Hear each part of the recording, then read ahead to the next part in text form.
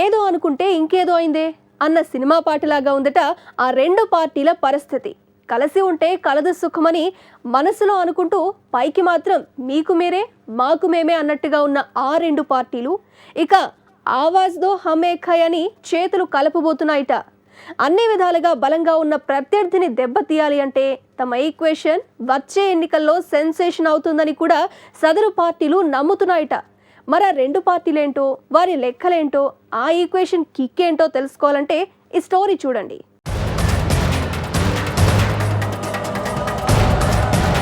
Hit combination repeat చేయాలన్న చర్చ జరుగుతోందా? TDP జనసేనలు మళ్లీ కలిసే ప్రయత్నమా? చంద్రబాబు ప్రతిపాదనకు పవన్ కూడా సరేనంటారా? కమలానికి విడాకులిచ్చేందుకు జనసేనాని సిద్ధమా? వేరువేరు కార్యక్రమాలతో వేరు కుంపటికి ఆల్రెడీ అగ్గి రాజుకుందా?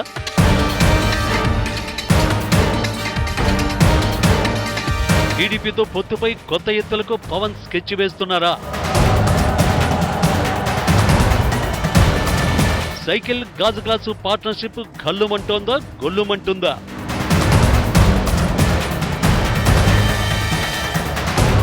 వినడానికి విడ్డూరంగా ఆశ్చర్యంగా ఉన్నప్పటికీ రాజకీయాల్లో పర్మనెంట్ ఎనిమీస్, పర్మనెంట్ ఫ్రెండ్స్ ఉండరన్న సామెత ఒక్కసారి జ్ఞాపకం తెచ్చుకోవాలి. ఇప్పుడు జనసేన ఎందుకో అనే సమస్యలపైన సైలెంట్ గా ఉంటోంది. బీజేపీతో కలిసి కార్యక్రమాలు చేయడం లేదు. ఎవరికి వారే నిరసనలు, ప్రెస్ మీట్లు. అటు టీడీపీ కూడా పవన్ ను ఏమీ అనకుండా జాగ్రత్త పడుతోంది. ఒకరి బ్రేకప్ కి ఖాయమని మరొక బంధానికి అదే బ్రేకప్ రెడ్ కార్పెట్ పరుస్తుందన్న మాటలు వినిపిస్తున్నాయి. ఇవన్నీ అర్థం కావాలంటే అసలు ఏం జరిగిందో, ఏం జరుగుతోందో, ఏం జరగబోతోందో ఓ లుక్కేయాలి.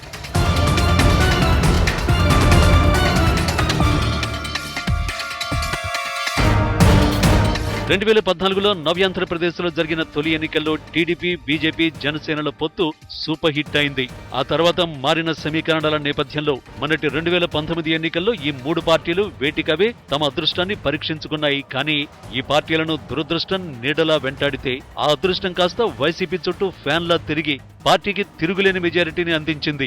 ఇక ఆ తర్వాత విపక్షాలకు, ముఖ్యంగా టీడీపీకి వైసీపీ తనదనే ట్రీట్మెంట్ ఇస్తోన్న తరుణంలో ఆ పార్టీ ప్రస్తుతం ఉక్కిరిబిక్కిరవుతోంది. ప్రజా కోర్టులో ప్రతికూలత చవిచూసిన హైకోర్టు, సుప్రీంకోర్టులో మాత్రం ప్రభుత్వానికి వ్యతిరేకంగా వస్తున్న తీర్పులు టీడీపీకి కాసింత ఊరటనిస్తున్నాయి. అయినప్పటికీ కార్యక్షేత్రంలో కథంతో కలిసిన సమయంలో కరోనా కారణమో లేక ప్రభుత్వం పెడుతోన్న కేసులో కారణమో గాని టీడీపీలో ముఖ్య నేతలంతా ముఖం చాటేస్తున్నారు. జూమ్ లో పీసీలు, వర్చువల్ మీటింగులు, టెలిగ్రామ్ చాటింగుల్లోనూ నేతలు తగ్గేదేలే అంటున్నప్పటికీ వారిని ఏదో భయం వెంటాడుతోంది. దాంతో పార్టీ క్యాడర్కు భవిష్యత్తుపై భయం వేస్తోంది.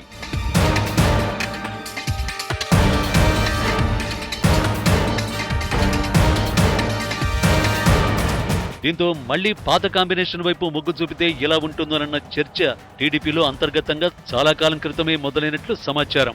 అధికారంలో ఉన్న చివరి రోజుల్లో బీజేపీపై కత్తి కట్టి ప్రధాని మోడీపై వ్యక్తిగతంగా దూకుణ్ణి ప్రదర్శించిన టీడీపీ అధిష్టానం అది చారిత్రక తప్పిదమని చాలాసార్లు ఒప్పుకుంది. 2019 ఎన్నికల తర్వాత ఇప్పటి వరకు రాష్ట్రానికి రావాల్సిన నిధుల్లో కానీ, ఇతరత్ర సాయంపై కానీ కేంద్రాన్ని టీడీపీ నేతలు పల్లెత్తి మాట అనే ధైర్యం చేయలేదు. 2024 ఎన్నికలకు కలిసి నడుద్దాం, కలిసొందాం రా అనే సంకేతాలను బీజేపీ పంపిస్తున్నప్పటికీ అటువైపు నుంచి ఏమాత్రం స్పందన కనిపించడం లేదు. దీంతో ఇప్పుడు టీడీపీ దృష్టి జనసేనపై పడినట్లుగా తెలుస్తోంది.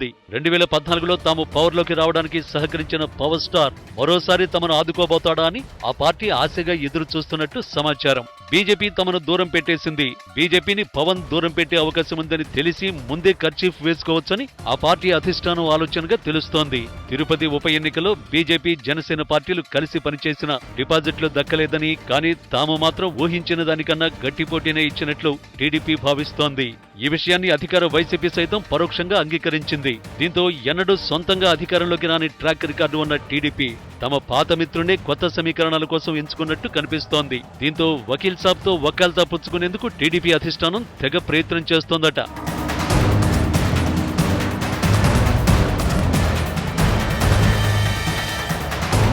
ఏపీ పాలిటిక్స్ లో పార్టీల బలాబలాలన్నీ కులాల చుట్టూనే తిరుగుతున్నాయి కాబట్టి ఈసారి కమ్మ కాపు కాంబినేషన్ మంచి ఈక్వేషన్ అవుతోందని లెక్కలు కడుతున్నట్టు సమాచారం.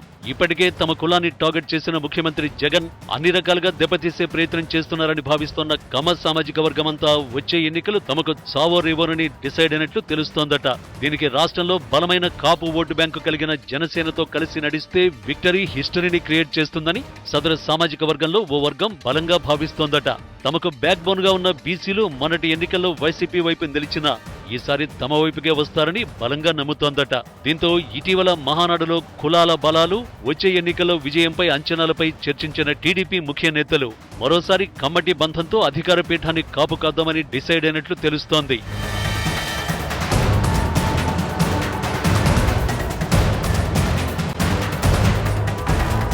ఇంకోవైపు జనసేన పార్టీది కూడా ఇంచుమించు ఇదే పరిస్థితి. ప్రశ్నించడానికే రాజకీయాల్లోకి వచ్చినట్లు 7 ఏళ్ల క్రితం ప్రకటించిన పార్టీ అధినేత పవన్ ను ఇప్పుడు చాలా ప్రశ్నలు వేధిస్తున్నాయట. ఈసారి కూడా అధికారానికి దూరంగా ఉంటే ఇక పార్టీని నిలుపుకోవడం చాలా కష్టమని జనసేన ముఖ్య నేతలు భావిస్తున్నారట. ఇక బీజేపీతో ఉన్న దోస్తీ ఎంతకాలం ఉంటుందో తెలియని పరిస్థితి కనిపిస్తోంది. బీజేపీతో రాజకీయ పయనం తమకు నష్టాన్ని తప్ప లాభాన్ని కలిగించే అవకాశం లేదని ఆ పార్టీ భావిస్తోంది. ప్రత్యేక హోదా, railway zone, Polavaram, steel plant వంటి రాష్ట్ర భవిష్యత్తును నిర్దేశించే ముఖ్యమైన అంశాల్లో బీజేపీ కేంద్ర నాయకత్వం నిర్లక్ష్యం వహించడంపై జనసేనాని పవన్ అసంతృప్తితో ఉన్నారట. పోనీ రాష్ట్ర ప్రభుత్వ వైఫల్యాలపై కలిసి పోరాడదామంటే కేంద్ర పెద్దలేమో వైసీపీతో తెర వెనుక దోస్తీ కట్టడంపై కూడా పవన్ గుర్రుమంటున్నారట.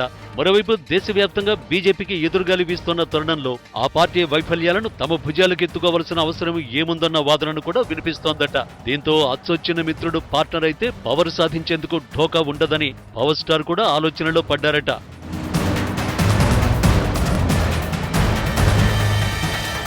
దీంతో సినిమాల్లో మనం చూసే హిట్ కాంబినేషన్ మాదిరిగానే పాలిటిక్స్ లో కూడా ఈ హిట్ కాంబినేషన్ రిపీట్ చేసేందుకు తెర వెనుక ప్రయత్నాలు ఇప్పటికే స్టార్ట్ అయినట్లు సమాచారం. తమ ఉమ్మడి రాజకీయ ప్రత్యర్థి అయిన ముఖ్యమంత్రి జగన్ ను ఎదుర్కోవాలంటే వేరువేరుగా పోటీ చేస్తే ఓట్ల చీలిక తప్ప కలిగే ప్రయోజనమేమీ లేదని ఇరు పార్టీల పెద్దలు భావిస్తున్నారట.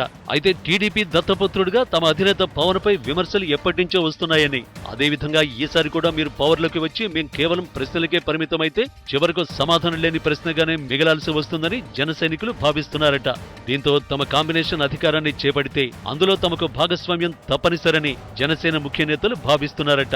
అధినేత పవన్ కళ్యాణ్ ను ముఖ్యమంత్రిని చేసేందుకు సిద్ధమని ప్రకటించి చెరో 2.5 ఏళ్ల పాటు పదవీ కాలాన్ని షేర్ చేసుకునేలా ముందస్తు ఒప్పందాలు చేసుకుంటే పొత్తులపై ఆలోచించుకోవచ్చన్న మంతనాలు జరుగుతున్నాయట.